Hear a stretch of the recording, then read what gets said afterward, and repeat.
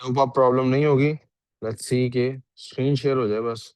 अगर बेटे अब भी ये नहीं हुई ना स्क्रीन शेयर, तो इसका एक ही हल है, मैं सामने मोबाइल रख के रिकॉर्डिंग कर लूंगा और आपको रिकॉर्डिंग भेज दूंगा, क्योंकि अब मेरी क्लास ना फिर बहुत ही ज्यादा डिस्टर्ब हो रही है। आप यूं समझ लीजिए फैक्टराइजेशन से मुराद है converting multiple terms into one term. या आप यूं समझ लीजिए हमारे पास किसी भी एक्सप्रेशन को, किसी भी अलजेब्रिक एक्सप्रेशन को इस तरह से लिखना कि वो एक सिंगुलर टर्म बन जाए, फैक्टर्स आपस में लिखे हों, उनको कहते हैं फैक्टराइजेशन। ये मैथ्स का एक बहुत ही इंपॉर्टेंट पार्ट है।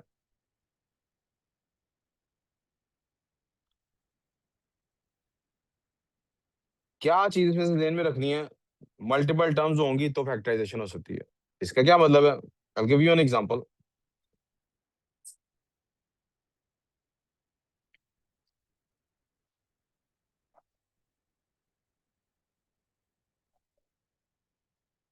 आप लिख रहे हैं साथ खुजामा, इसकी और सोच में भी घूम। If I have written to x, इसकी क्या फैक्टराइजेशन होगी? ये कितने टर्म्स है? How many terms are there? कितनी टर्म्स है ये? दो कौन कौन कह रहा है रेज योर हैंड, और एक कौन कौन कह रहा है रेज योर हैंड बारी बारी? पहले एक वाले हाथ खड़ा करें। एक, दो, तीन, चार। अब जिनको लगता है ये दो टर्म्स है वो हाथ खड़ा करें। दो इसको लगता है वो हाथ खड़ा करें प्लीज। दोबारा बोलूं, किस किस को लगता है दो टर्म्स है? यहाँ प्लस माइनस नहीं है बेटे, तो ये दो टर्म्स कैसे हो सकते हैं? एक ही टर्म है। अच्छा अच्छा। इसकी क्या फैक्टराइजेशन होगी? कोई फैक्टराइजेशन पॉसिबल? हाँ, अगर लिखा हो 2x plus x square, 2x plus x, अब फैक्टराइजेशन हो सकती है। क्या? एक्स प्लस एक्स क्यों होगा इसमें? मैं तो अपने पास से लिख रहा हूँ ना, एक्सप्रेशन जो सा मर्जी लिख लो, इसकी फैक्टराइजेशन पॉसिबल। और फैक्टराइजेशन का पहला तरीका आपने क्या पढ़ लिया? आप एक्स कॉमन लें, 2 + x आपके पास आ गया, सिंपल एज दैट। यहाँ तो कोई प्रॉब्लम? तो पहली बात ये जेन में रखनी है यार, इधर देखना है या बाहर देखना है तूने? इधर ही 100% ध्यान रखना। पहली बात आपने क्या जेन में रखनी है कि फैक्टराइजेशन होती है मल्टीपल टर्म्स के। कितनी टर्म्स होंगी? एक से तो ज्यादा होंगी, कितनी हो सकती हैं? It can be two terms. कितनी हो सकती हैं? सो हम पहले टू टर्म्स की बात कर लेते हैं।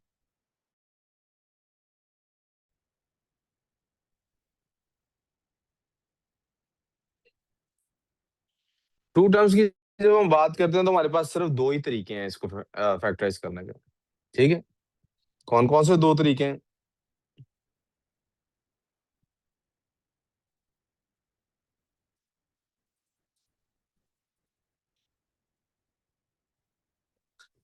टेकिंग कॉमन फैक्टर्स आउट,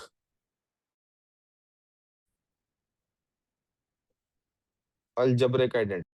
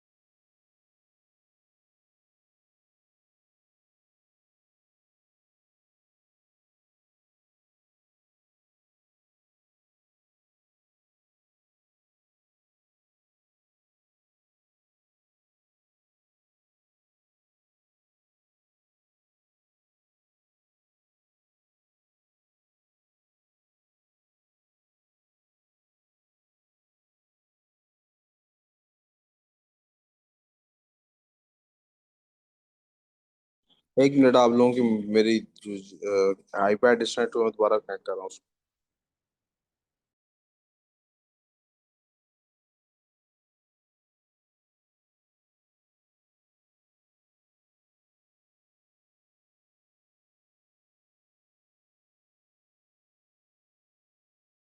बार बार डिस्कनेक्ट होने की वजह से काफी बॉदर्ड हूँ, वो बॉदर्डनेस में आप पे नहीं निकालना चाहता।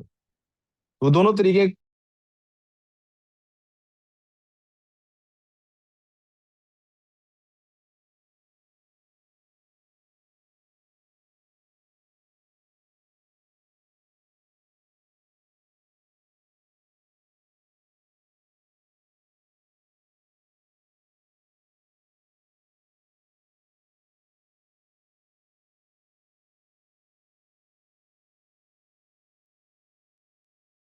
टेकिंग कॉमन फैक्टर्स आउट, कभी किसी का फैक्टर आउट निकालना हो, एक हमारे पास मेथड ये है, क्या करते हैं सर कॉमन फैक्टर आपका निकालने। स्क्रीन नहीं शेयर हुआ हुआ।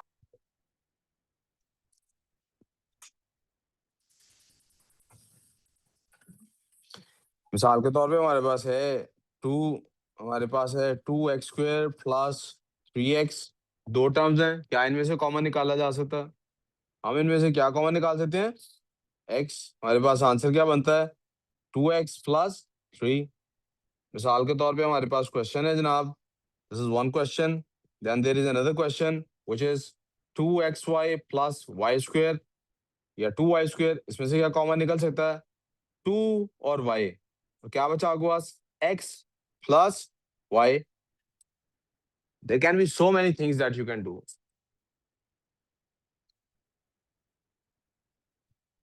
लेकिन अगर कभी दो टर्म्स आपके पास हों और वो दो टर्म्स ऐसे हों कि उनमें से एक टर्म का बनाओ स्क्वायर, क्या बनाओ? मिसाल के तौर पे 25a² माइनस 1, क्या लिखा हुआ है? 25a²। जब भी बेटे आपको स्क्वायर नजर आ जाए और स्क्वायर के साथ यहाँ पे क्या नजर आ जाए? माइनस, क्या नजर आ जाए? आपने ये, मैं लिख नहीं सकता आपके लिए स्टेप्स, आपने याद करना है मुझे सुन के। आपने देखना है क्या ये एक होल स्क्वायर बन सकता है कि नहीं बन सकता, can it be converted into A square? फिर आपने देखना है क्या ये स्क्वायर बन सकता है कि नहीं बन सकता। नो, वन का स्क्वायर क्या होता है बेटे? तो फिर बन सकता है ना यार। अलजेब्रिक आइडेंटिटी, जो मल्टीप्लिकेटिव आइडेंटिटी को तो कहीं भी मल्टीप्लाई कर सकते हैं, कोई फर्क नहीं पड़ता, तो वन को वन से मल्टीप्लाई करने में क्या मसला है? कोई मसला।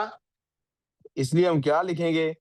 5a का होल स्क्वायर माइनस 1 का square, and this will become equal to 5a plus 1 into 5a minus 1। Similarly मेरे पास एक और क्वेश्चन है, एंड दैट क्वेश्चन इज, मैं क्या क्वेश्चन लिखूं? You are, there can be so many questions. 5a² plus minus 4, क्या इसको, इस पे हम अलजेब्रिक आइडेंटिटी लगा सकते हैं? यस और नो? जी हुरैन, आपको कुछ पता है?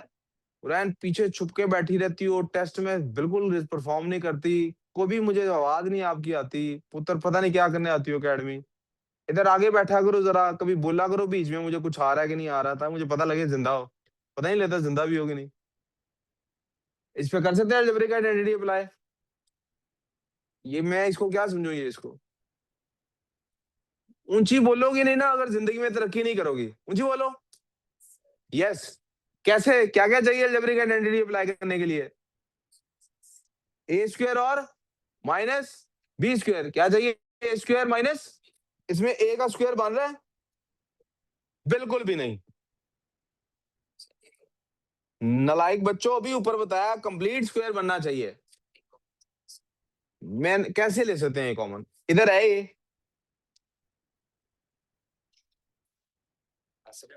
इधर इसका स्क्वायर नहीं बनता, इसका स्क्वायर, लिहाजा इस पर अलजेब्रिक आइडेंटिटी नहीं लग सकती। हाँ अगर ये भी होता, क्या होता? 125 नहीं, 225 होता, क्या होता? तो आपको स्क्वायर आते होने चाहिए, 15 का स्क्वायर है, किसका स्क्वायर है? आप लिखते सर इक्वल टू 15a का होल स्क्वायर माइनस 2 का स्क्वायर। अब सर देखें a square minus b square आ गया है, तो 15a plus 2 into 15a minus 2 के ये इक्वल हो गया। कोई प्रॉब्लम? टू टर्म्स का पता लग गया कैसे निकालते हैं? अब टू टर्म्स के बाद मुझे क्या करना चाहिए आगे? किसके बारे में डिस्कशन करनी चाहिए? थ्री टर्म्स की ना? हमदान साहब, हाँ जी, घर में सब ठीक है? बॉर्डर क्रॉस हो गया सबका, जिसका जिसका कराना था?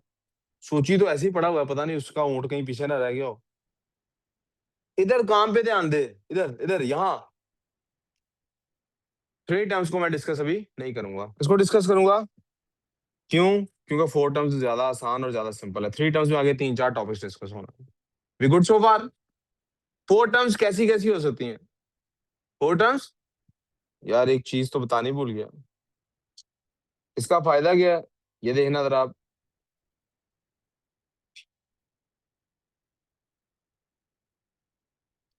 मुझे किसी ने पूछ लिया भाई 101 का स्क्वायर में से माइनस करो 5 का स्क्वायर, मैं कर सकता हूँ? यस कर सकता हूँ, लेकिन मैं करूंगा मैं क्या करूंगा, क्योंकि 101 का स्क्वायर कौन पागल कैलकुलेट करे, मुझे पता है स्क्वायर माइनस बी स्क्वायर बना हुआ है। मैं क्या करूंगा, 101 +5 इंटू 101 -5, क्या आ गया मेरे पास, 106 इंटू 96, इसको मल्टीप्लाई कर लो। अब आप कहेंगे सर ये तो उतना ही मुश्किल काम है जितना ये, तो मैं कहूंगा यस, अब यहाँ पे इसको अप्लाई करने की जरूरत, कहाँ इसको अप्लाई करना चाहिए था, आपको इसको अप्लाई करना चाहिए था यहाँ पे। यार ये 101 को अगर मैं मल्टीप्लाई करूं 99 के साथ तो क्या आंसर आता है, तो मैं कहूंगा सर 101 को 99 से जो मल्टीप्लाई करना है, क्यों ना ऐसा करें, 100 +1 इंटू 100 -1 लिख दें, तो ये क्या बन जाएगा, क्या ये बन जाएगा A square minus B square. Algebraic identity याद है कि नहीं, let's repeat with me, A square minus B square is equal to A plus B into A minus, A square minus B square is equal to A plus B into A minus, A plus A square minus B square is equal to A plus B into A minus C. कितों आ गया, 100 का square क्या होता है,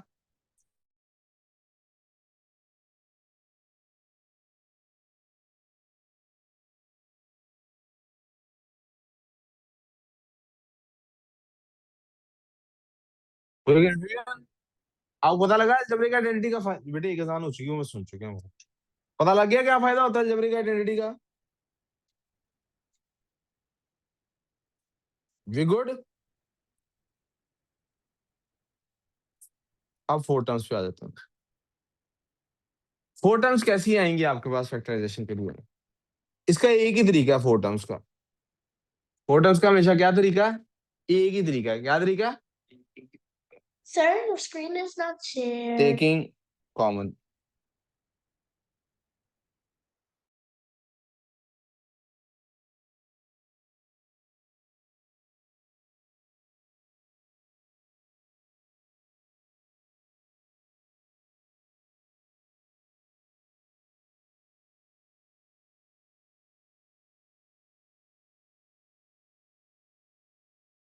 +2y plus 2y नहीं, plus plus plus plus plus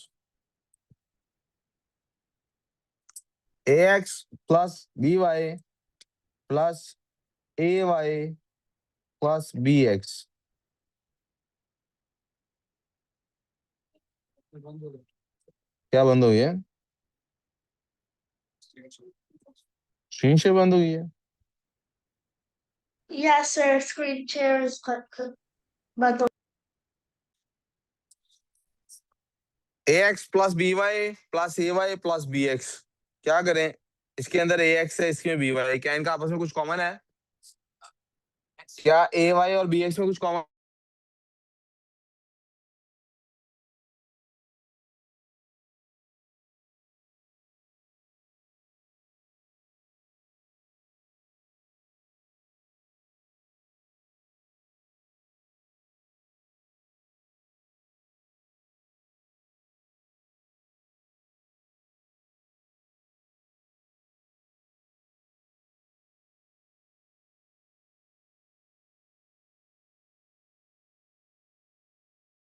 अलग नहीं है।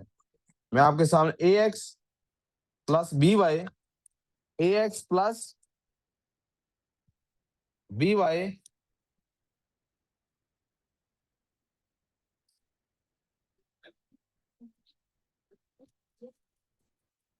ax प्लस by, और इसके बाद क्या होगा, ए वाई प्लस क्या लिखूं इसके बाद, A X plus B Y अगर लिखूंगा तो रीअरेंज हुआ ही नहीं, A X plus B X plus, अब मैंने ए एक्स लिख लिया, बी एक्स लिख लिया, अब क्या लिखूं, बी वाई, शाबाश, ए वाई प्लस बी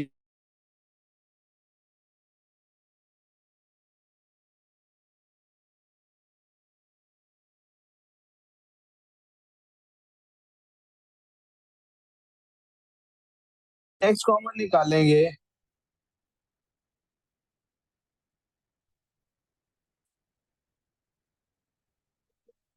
बेटे बात सुनो, कौन है ये? मेरी बात सुनो, मिशेल को बुलाओ। Sir, screen नहीं shared.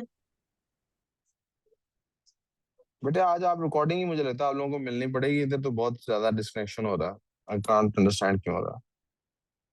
ए प्लस बी, और जब आप प्लस वाई कॉमन निकालते हैं तो फिर से ए प्लस बी आता है। अब आपके पास कितनी टर्म्स है, जरा प्लीज गौर कीजिएगा। इस हिस्से में कितनी टर्म्स है आपके पास? 1 मिनट जी। नाम कितनी टर्म्स है इस हिस्से में? कैसे पता लगा? चल ये बता दे पहली टर्म कहाँ तक है? यहाँ तक है पहली टर्म। तो यही इसी बकवास की वजह से कह रहा हूँ कि उधर बलूचिस्तान को सोचने की बजाय ना इस टाइम ये काम कर ले। Sir, बेशरम आदमी, इतनी बेसिक बात नहीं तुझे पता लगी अभी तक। sir, हाँ the जी बेटे। first term is, I बेटे think, मैं आपसे नहीं X. पूछ रहा, नहीं नहीं मैं आपसे पूछ नहीं रहा। बच्चे सर सलमान के क्लास ले रहे हैं, वो फोन पकड़ लो, फिर बीच में आए किसी की कॉलेज वाले आ रही हैं तो वो आप सुन लो। इधर आ रही थी बहरहाल। बच्चों का ये ना आज काफी डिस्कनेक्शन वगैरह हो रहा है, आप देख लेना जरा, कोई ज्वाइन कर लो, कुछ ऐसा देख लो। क्लास बहुत ही आज डिस्टर्ब। एक्स इंटू ए प्लस बी और वाई इंटू, भाई यहाँ तक है एक टर्म। ये प्लस या माइनस बताता है टर्म कहाँ तक है। ये एक टर्म है जी, और ये दूसरी टर्म।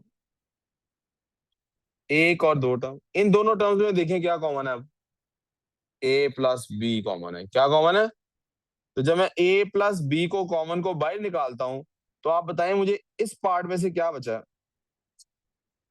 आपको पता है जब भी कुछ कॉमन लगाते हैं तो ब्रैकेट लगाते हैं, तो इधर से एक्स बचा, प्लस उधर से क्या बचा दूसरी साइड से? ये ले। क्या बेटे? अब आपने कहा सर ऐसे तो आपने कर लिया, लेकिन अगर मैं ऐसे ना करूं, कैसे करूं? मैं आपके सामने एक और रीअरेंजमेंट लिख रहा हूं। सलार देखो बेटे, ए एक्स प्लस, आपने कहा था क्या कर लूं सर, ए एक्स के बाद क्या लिखूं?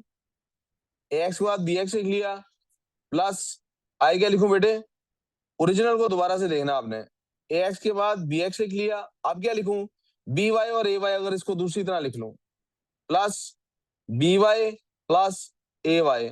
अभी भी आप देखें, मैं एक्स कॉमन निकालता हूं तो ए प्लस बी बन जाता है, प्लस वाई कॉमन निकालता हूं तो क्या बनता है? B plus A, which in itself is the same as A plus B. ये ए प्लस बी की ही की तरह है, इसमें और ए प्लस बी में कोई फर्क नहीं है। इसमें और ए प्लस बी में कोई फर्क नहीं है, लेकिन आपको कहीं ना कहीं कोई गलतफहमी होने का अंदेशा हो सकता है, इसलिए मैंने आपको ये एडवाइस दे दी है। इसमें बी प्लस ए में और ए प्लस बी में कोई फर्क नहीं होता। क्यों मैं ऐसे कह रहा हूं? क्योंकि 2+4 लिखा हो तो वो इक्वल टू 4+2 ही होता है, इसमें कोई फर्क दोनों में। लेकिन मेरी एडवाइस आपको क्या है कि पेपर में आप कंफ्यूजन से बच सकें, गलती ना हो, आप हमेशा रीअरेंज कैसे करें, जो मैंने लेफ्ट साइड पे, अब आप देखें ना, इसमें से भी मैं कॉमन निकाल सकता हूँ ए प्लस बी को, और अंदर एक्स प्लस वाई ही बचेगा। लेकिन मेरा मशवरा क्या है, आप प्लीज जब रीऑर्डर करें तो जो ऑर्डर आपने लेफ्ट वाले पेयर में से फॉलो किया है, लेफ्ट वाले पेयर में मैंने क्या ऑर्डर फॉलो किया था? A X B X, A X and इधर भी ए वाई और बी वाई। अगर मैं लेफ्ट वाले में करता, मैं अगर मैं इसको इस तरह से करता, आप एक तीसरा तरीका देखिएगा इसको सॉल्व करने का। अगर मैं इसी क्वेश्चन को इस तरह से रीअरेंज करता, मैं दोबारा क्वेश्चन लिख रहा हूँ, A X plus B Y plus A Y plus B X. अगर मैं इसको इस तरह से सॉल्व करता बेटे, रीअरेंज करता, ए X plus A Y plus, अब देखिए मैंने ए सेम रख लिया पहले पेयर में, पहले पेयर में ए को, तो मैंने एक्स और वाई के ऑर्डर को अब देख लेना। किसको देख लेना है?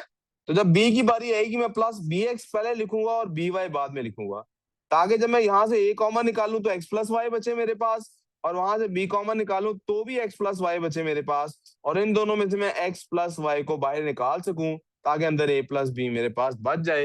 And finally I am with one single term. कोई कंफ्यूजन किसी को? यहां तक अगर सब लोग एब्जॉर्ब कर गए हैं तो मैं 3 टर्म्स की तरफ जाऊंगा, वरना मैं 1 मिनट रुक जाता हूँ इधर। जी बेटे क्या बेटा सर सलमान से पूछा करो, मेरी क्लास में ये सवाल पूछने आते हो, मुझे समझ नहीं आती क्यों पूछने आते हो। Everyone is clear on this? We good on this or not? Online वाले बच्चों को भी बेटे ये बात समझ आ गई है कि नहीं अभी? अच्छा चल जाओ ना।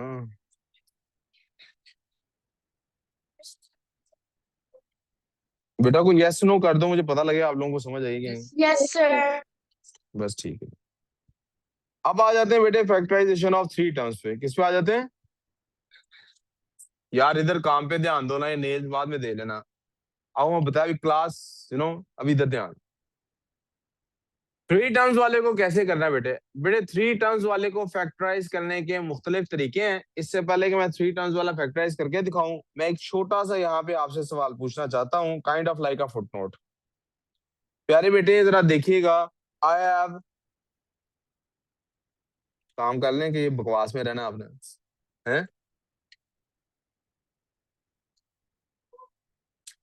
फर्ज करें मेरे पास क्वेश्चन है बेटे, 2x प्लस 4x²। मैंने एक बच्चे को कहा इसको फैक्टराइज करो, उसने कॉमन निकाला इसमें से x, अंदर बचा 2 + 4x। क्या ये एक टर्म बन गई या नहीं? एक टर्म बन गई, शेष फैक्टराइज तो उसने कर दिया। यू टेल मी, क्या इसमें से और कुछ कॉमन निकल सकता था या नहीं? नो? Yes, sir. तो निकल सकता मुंता। आप आर यू विद मी? समझ आ रही मैं क्या कह रहा हूँ? इसमें से और कॉमन कॉमन निकल सकता? ये फैक्टराइजेशन तो हुई है, it is not complete factorization, it is not. What should have happened जब हम कहते हैं लफ्ज कंप्लीट फैक्टराइजेशन, क्या कहते हैं? तो फिर हमारी क्या मुराद होती है? हम कहते हैं जो कुछ कॉमन निकल सकता है वो बाहर निकालो, ताकि अंदर बचे 1+, यानी अंदर फिर गुंजाइश ही ना बचे किसी और चीज। गुड सो फार। तो तीन टर्म्स की भी बेटे जब फैक्टराइजेशन करते हैं तो इट इज इंटायरली पॉसिबल आपके पास तीन टर्म्स आए तो वो ऐसी टर्म्स हो, 3x y+2 की बजाय +21 y+27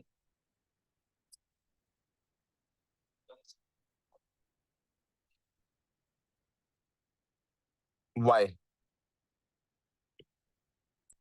ये तीन डिफरेंट टर्म्स हैं कि नहीं है? हैं? इन तीनों टर्म्स में से इधर तो पेयरिंग नहीं हो सकती ना, इधर तो पेयरिंग।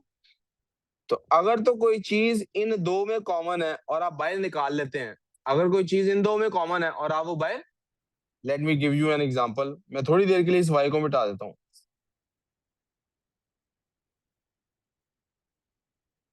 नहीं मिटना।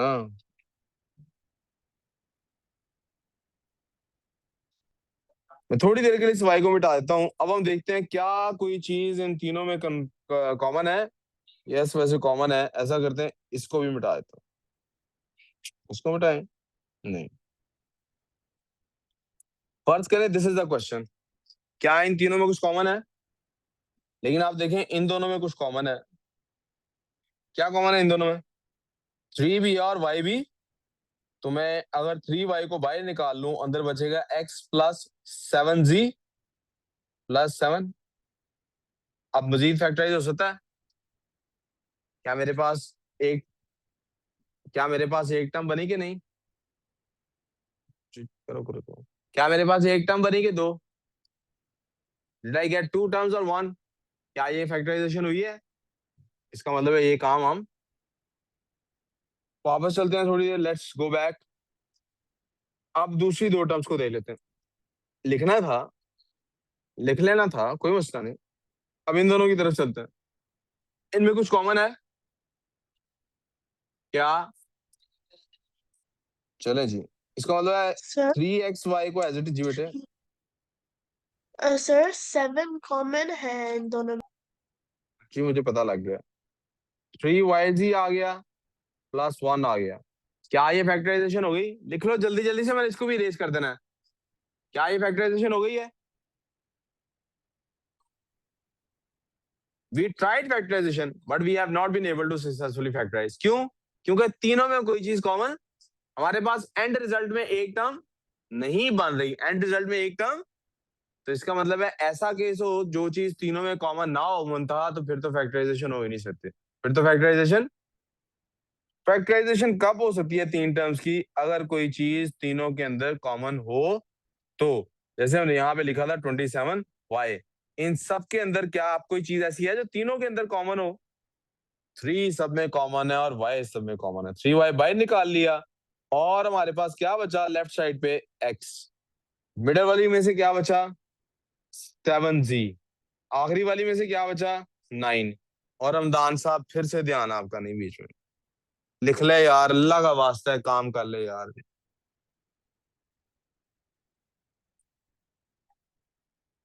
यहाँ देखो, प्रॉब्लम किसी को? अब एक कॉन्सेप्ट जब तक आपको नहीं आता होगा, आप आगे नहीं चल सकते। जी। यार अभी मैं चल रहा हूँ, कुछ कर रहा हूँ ना। सुनते जाओ, लिखते जाओ जो जो करा रहा हूँ। अब you need to know a concept which is called as order of the expression. Order of the expression का क्या मतलब? उनका आपका भी ध्यान बीच में इधर उधर ही है। ऐसे नहीं होता मैथ्स। कुछ कुछ चीजें सुन के नहीं आएगा मैथ्स, सारा ही सुनना पड़ेगा। ऑर्डर ऑफ द एक्सप्रेशन क्या होता है? This talks about the highest power of the variable used. जो भी वेरिएबल यूज हो रहा है उसकी जो हाईएस्ट पावर है उसको कहते हैं ऑर्डर ऑफ द। यहां देखो प्रॉब्लम, गुड सो फार। अब अगर वेरिएबल की पावर है, आप देखिए मेरे पास एक्सप्रेशन लिखा हुआ है x+2। इसमें वेरिएबल की पावर क्या है? मैक्सिमम पावर वेरिएबल की क्या है? इसको कहते हैं लीनियर इक्वेशन। इसको कहते हैं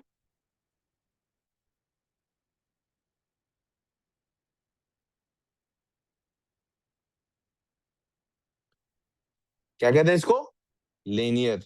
अगर लिखा हुआ है x² + x+2, या फॉर दैट मैटर x² + 2 लिखा हुआ है, अब हाईएस्ट पावर कितनी है? तो इसको कहते हैं क्वाड्रेटिक। क्या कहते हैं इसको? और अगर Quadratic. x3 + x+y कुछ भी लिखा हुआ है, इसको कहते हैं क्यूबिक। क्या कहते हैं? जानते हो कि कंफ्यूजन? जिनको नजर नहीं आ रहा उनके लिए कर रहा हूँ, जे लेंगे, नोट कर लें। Sir, नोट कर लें इस बात को, ये बहुत इंपॉर्टेंट पॉइंट है।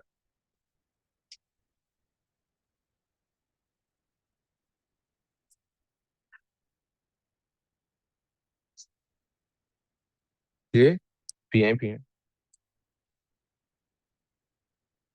क्या आपने भी पीना पानी? हाँ, फिर क्या मसला है? चुप रहे, लिख फिर।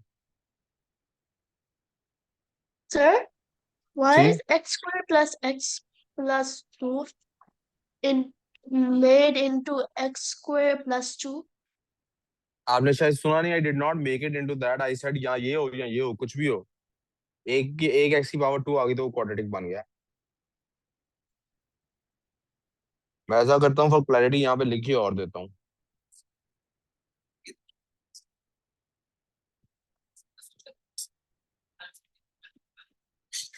But right now you are in the present and please do your काम। हुसैन, काम करो।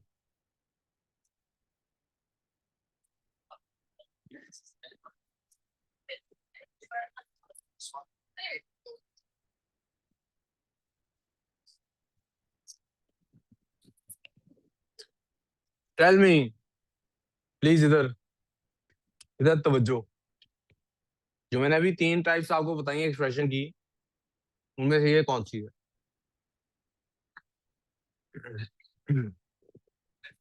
क्यूबिक के साथ क्यूबिक कैसे पता लगा? सही पावर दे रहा हूं। दोबारा रिपीट करूं बात? अगर वेरिएबल की हाईएस्ट पावर 3 हो तो क्यूबिक होता। इसमें कौन से वेरिएबल की पावर 3 है? हाईएस्ट पावर क्या है किसी वेरिएबल की? दान इधर देख।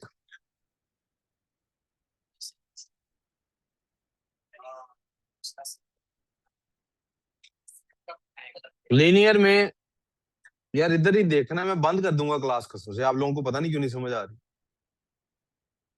लीनियर में 3 टर्म्स आ जाएं तो यही एक तरीका है इसको सॉल्व करने का, नो अदर वे। फैक्टराइजेशन का सिर्फ एक ही तरीका है, तीनों में कुछ कॉमन होना चाहिए, एज सिंपल एज दैट। लिख नहीं रहा, लेकिन अगर लीनियर ना हो,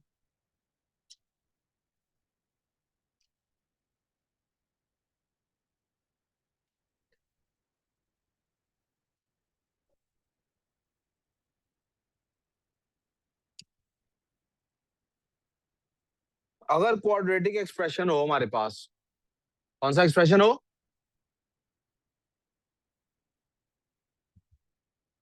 तो उसको फैक्टराइज करने के कुछ तरीके हैं। पहला तरीका, मिड टर्म,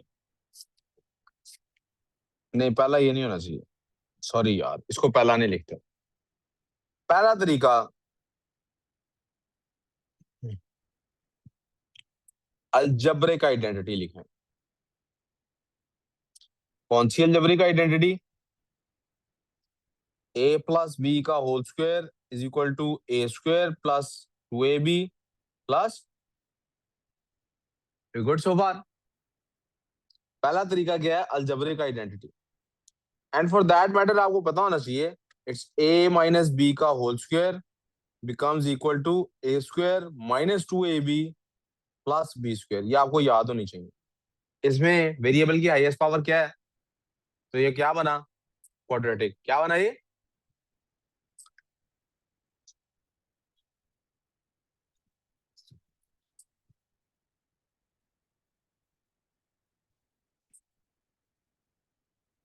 दूसरा तरीका, वी कॉल इट मिड। यार तू कहां लिख रहा है भाई, मैं जब देखता हूं तेरा हाथ मुंह पे होता है। उधर ही रख फिर हाथ, और इधर देख, सिर्फ सोच में ना कहीं जाए इधर उधर। मिड टर्म ब्रेक उसको हम कहते हैं। क्या कहते हैं? इसमें भी तीन टर्म्स हैं, तो तीनों में एक दरमियान में कोई टर्म होगी, उसको तोड़ेंगे हम। उसको हम क्या करेंगे, कैसे तोड़ेंगे ये बाद में सीखेंगे, कैसे तोड़ेंगे ये, लेकिन हम उसको तोड़ेंगे। यानी ये भी एक क्वेश्चन यहाँ पे करेंगे एग्जांपल का, just to give you an idea.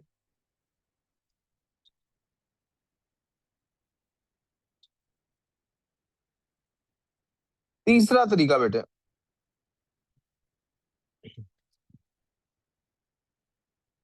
उसको हम कहते हैं क्वाड्रेटिक फॉर्मूला। क्या कहते हैं?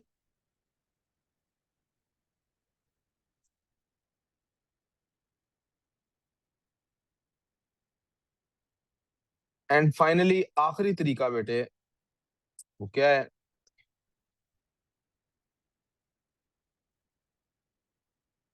It is called completing square. क्या पेपर में आपको कहेगा कौन सा तरीका इस्तेमाल करना है? नो बेटे, नॉट एट ऑल। फिर हम डिसाइड कैसे करेंगे, हम देखेंगे कौन सा ज्यादा कन्वीनियंट है, ये कैसे पता लगेगा, प्रैक्टिस से, number one. Number two,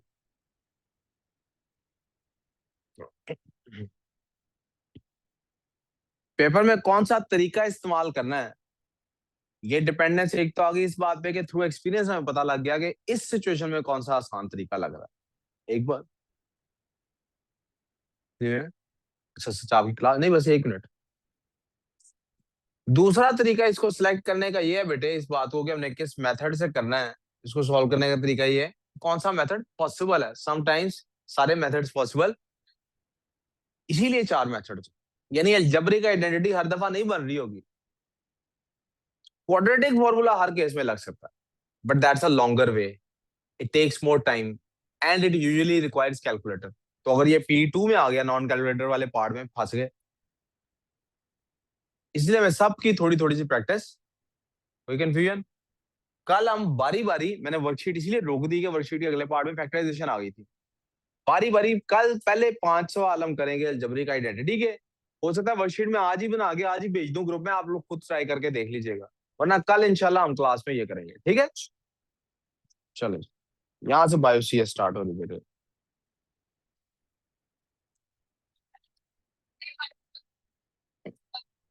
Okay, Hafiz sir. अल्लाह हाफिज़ मानो। आइरीन बेटे, बायो CS के लिए ना दोबारा वो लिंक आपको आएगा, उससे ज्वाइन करनी है आपने बायो बायो की क्लास।